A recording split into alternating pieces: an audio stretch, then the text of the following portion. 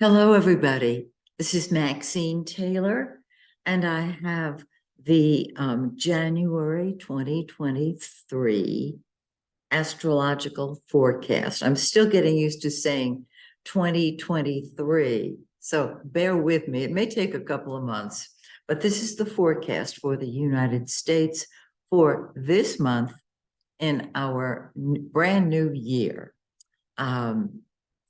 And I want to mention, before I jump in, many of you have asked me if I'm going to be teaching astrology anytime soon. And the answer is yes. I'll be doing it in February. I'm in the process of getting everything orchestrated.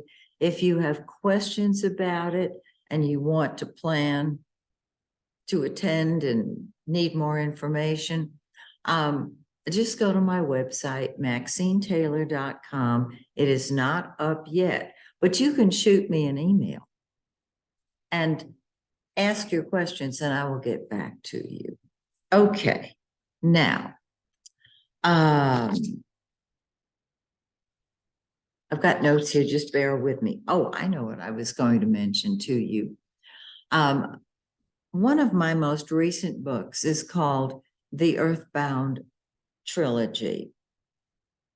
I wrote this in, I believe it was 2014, and I've resurrected it, changed the ending, because one of the things that I kind of introduced but didn't pursue is something that is going to be upon us a lot sooner than I had thought.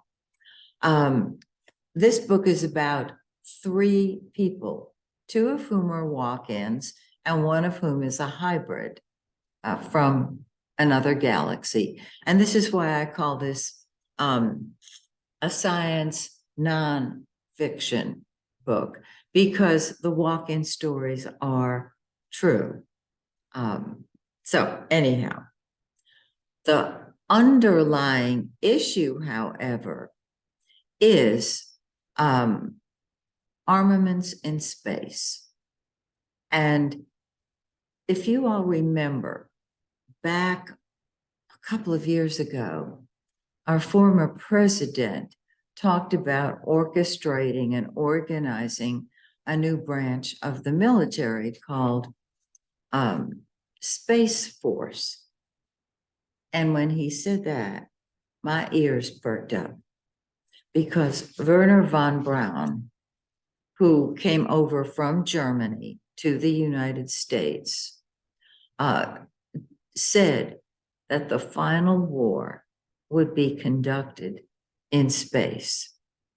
And so I changed the ending to this book. You've got the love, you've got the romance, you've got all the good stuff, and you have an ending that is a lot more applicable to today's world. If you are a walk-in, if you're a starseed, if you're a healer, a psychic, you will probably want to read this book. And even if you're not a walk-in or a starseed or a psychic or a healer, the premise remains very current. So I'm suggesting that that book wrote itself. I just put the words down. So I am going to give now the United States forecast for January 2023. Notice how smoothly I said that now. And it's going to pick up next month and the month afterwards. So this is an intro to February and March. And I hope you'll join me then. So remember that when I describe a forecast or read anything in about a country, we're using mundane astrology, and there is a different interpretation for the houses of the zodiac in a mundane chart. And so I will, of course, when I talk about a planet being in a house, I will give you the mundane interpretation. Some of you have them memorized by this time because you've been watching me for so long, back when I used to do my Trumpology report. Oh, and I will probably have information on Trump that I will want to share with you guys, because of the nature of the information. That will be in February. Okay, be sure and join me. So we're going to start with the sun, the giver of life, the yellow planet here. Wherever the sun is in a chart, that is the area that comes alive. That's the area of focus. Well, the sun starts off in the 8th house. Now, those of you who study astrology know that the 8th house is the house of secrets, of transformation, of death and rebirth, of other people's money, debts, and secrets. Did I mention secrets more than 3 times? No, I did it 3 times. One more time, secrets. So the sun has been in our the chart for the United States, and it's been in the 8th house. So the 8th house rules the treasurer, debts, escrow, taxes, losses, deaths, and secrets, again, with secrets. And because there are secrets, we don't know what they are. However, on the 12th of January, the sun moves into the 9th house. And this is a much different house. As you know, those of you who study astrology, the 9th house is the higher mind. It's higher education. It's our principles, the principles by which we live. In a mundane chart, it rules the upper courts, such as the Supreme Court, foreign travel, which is long distance travel, higher education, it rules religion, it rules the clergy, it rules science and advertising, it rules insurance, it rules our philosophy, it rules world trade, and of course the university system. So let's take a look at all this from the standpoint of what the 9th house means.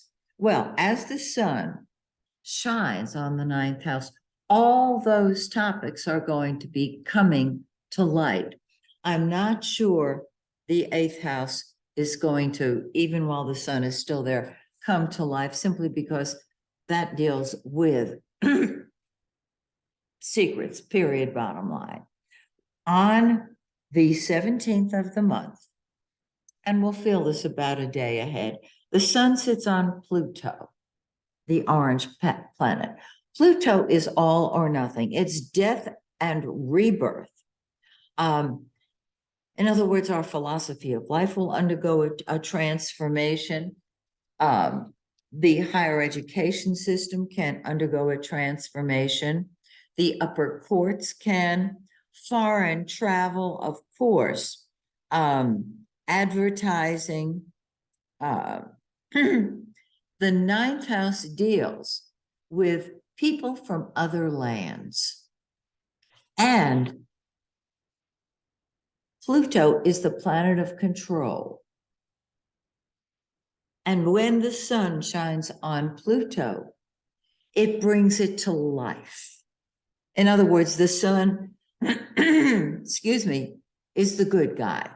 And it's shining a light on the secrets that are going on in foreign countries. It deals with the secrets of our belief systems. I know that's pretty esoteric, but let's just keep it to one topic now, the Supreme Court. That's what's undergoing an out with the old, in with the new. Now, on the 27th, the sun sits on our south node.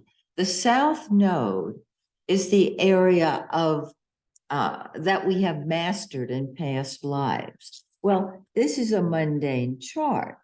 And so this instead of being one of the positive things in our chart, can indicate loss. It can indicate loss when it comes to foreign travel, our foreign neighbors, the Supreme Court, everything that I just talked about, world trade, absolutely. But there is a saving grace because there is a new moon on January 21st that sits on Pluto and the south node. The new moon is when energy starts flowing. And what this says is we can, if we choose to, resurrect that which we have lost. We can deal with our friends and neighbors in foreign countries. And there can be a change then in our policy as we deal with them. Okay. Now, prior to that, we have a full moon on the 6th, which is just a couple of days away. Today is January 2nd. So we'll have a full moon on January 6th. This triggers the natal sun in the United States chart. It's in the second house of money and income. So let me read you the mundane interpretation of the second house in a mundane chart, because on the full moon, things come to a head. And the sun, being the giver of life, there can be a major advancement in our income. So here we go. It rules commerce and trade. It rules money, of course, the second house. It rules our earnings and our earning power. It rules our savings and our finances in general. It rules the stock exchange, the banks, all right, debts, and escrow. And so the full moon brings all of our financial ability and what I just read to light. Remember, the sun is the giver of life. And with a full moon on the sun, there can be greater income, greater earnings, greater savings, and a more active stock exchange. Hopefully, it will be very positive for our banks. Hopefully. Okay, that's the sun and the new moon and full moon. Let's talk about what is going on with Venus, Mercury, and Mars. Now, Mercury is retrograde until the 18th of the month. It's sitting in our 8th house. Remember that 8th house? Let me read it again. Mercury is retrograde, so nothing is going on. When it goes direct, it will go into the shadow, but it will come out of retrograde and be able to move forward. So the treasurer, debts, escrow, I want to say debts, I mean, not necessarily the personal debts of the people, but the debts of our government. Taxes, losses, deaths, and secrets. One more time. And I do think that there are some secrets that, for the safety of the people involved in them, who were the good guys, need to be kept secretive. A lot of people are upset with a government that doesn't reveal everything. Well, the people who keep our country safe might be in jeopardy if some of those secrets, including the secrets about who they are, came to light. I'm just saying. Okay, so Mercury goes direct and it stays in that eighth house all month. Okay. Venus, the lesser benefic. Venus is love, it's money, it's popularity, it's one of the good guys. Venus and Jupiter are our good guys, all right? And so Venus is sitting at the very, very top of our chart.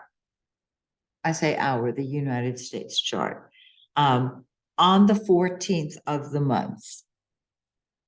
Till then, it's sitting in the ninth house, which deals again with the upper courts and foreign travel, our friends in foreign lands. And so it is bringing wonderful relations. On the 14th, sitting on the very, very top of our chart, which is called the midheaven, this is going to help the Democratic Party. It will help the current president because that's what the 10th house deals with. On the 14th, it's on the midheaven.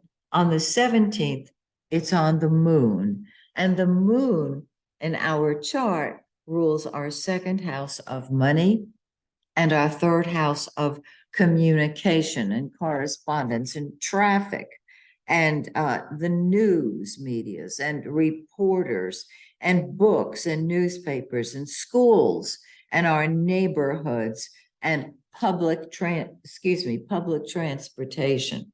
So the 10th house in a mundane chart is the president. It's the country's reputation. Venus brings love, and it brings love to the United States reputation, our public image, and our leaders, primarily the president. And so Venus is shining a light on President Biden and on our public image in the world. It's beautiful. Now, Mars. Mars is the opposite of Venus. And I talked about this earlier, way earlier. Mars has been retrograde. Now, when Mercury goes retrograde, everything is confused. When Mars goes retrograde, everything flatlines, nothing happens. And that is what we're going through and have been going through, but we're going through it right now until Mercury goes direct, which it will on the 18th, and Mars on the 12th. Now, Mars rules war, gunfire. It rules what we'll fight with and fight for. It is sitting right here on the United States ascendant, which is the most personal point in the chart. It sits on the cusp of the first house. Let me tell you in a mundane chart what that means. The attitude and political mood of the people and public health, all right? With Mars sitting on the ascendant of the United States, the people are angry. Now it's retrograde, so nothing's happened. It's like it's just sitting there. On the 12th, it will go direct. Now, that means there can be arguing, fighting, everything that Mars represents. However, even more so, Mars is going to sit on Uranus. Uranus is the rebel, and Uranus is explosive. The ascendant in this particular chart, and I know there are several United States charts, astrologers, I know that. I use the 7-degree Gemini ascendant. So Mars is sitting there waiting to explode, get angry. when it goes direct on the 12th, it will then kick Uranus, the rebel, the awakener, into action. And that is a very explosive time in anybody's birth chart and in any country's chart. I tell you this because it'll happen when Mars goes direct, which will be on the 12th. Mars will be sitting on the ascendant and Uranus all month, the entire month of January. And so there is a fire brewing. And when I saw this once before in the United States chart, I didn't say anything because I didn't want to initiate or instigate or influence the planets. What I realized is that this is what's going on. It's a potential. I have no idea how it's going to manifest. We've already had January 6th, which is unthinkable. It was explosive. It was the most awful thing to happen to our country since I don't know when. So just be aware of that, okay? And so what I'm going to do is suggest that you come back in February, when once again I take you forward. Trump next month, February, has Mars on his Uranus. It's the first part of the month. So we can expect an explosion, something volatile, something very rebellious, something unpredictable and perhaps unthinkable from Trump at that point in time. And I'll go over this again in February and March. Very, very powerful, very interesting time for Trump and for our country. So that's what I have to share with you. After the insurrection, I realized that I can see a great deal in a chart, and that while I certainly don't want to upset anybody, I feel an obligation to share it. I also feel that love is the universal antidote, and that it is not necessary to get involved in a fight. There are many of you out there who are walk-ins, star seeds, light workers, healers, empaths, psychics, and you know the power of love. We can change this. It will be there, of course, but we can lessen it, lessen the impact. I certainly don't want to see another January 6th. I don't want to see that kind of thing. And I'm going to share my own personal philosophy with you right now, for whatever it's worth. I got off the phone a few minutes ago with a dear friend who got all bent out of shape with anger, talking about what's going on and what has gone on. And she was blaming somebody in a high office.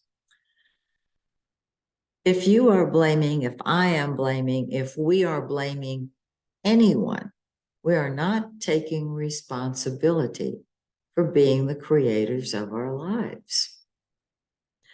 I hope this is making sense.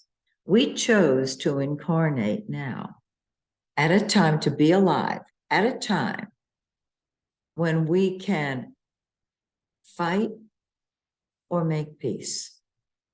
The choice is ours. And you might say, well, there are millions of people in this country and around the world. I'm not forgetting about all of our friends who live elsewhere. We are one. We are one. And we've been given a golden opportunity to rid ourselves from our past programming, our past blockages, and to move forward and create the kind of country and the kind of world we want. So whenever somebody gets all worked up and angry about something that somebody in power has done, I always think to myself, why'd you create it? Why do you think you were born now? It was either to fight or to make peace, to be united and create a world of love, or let it go to hell. That's how I look at it. Please know that I'm not asking you to accept my belief system. I'm simply sharing mine. And this is why I'm sharing the information I see. So, till we meet again, this is Maxine Taylor saying, may the stars shine brightly on you, and may God bless you, your country, and our world.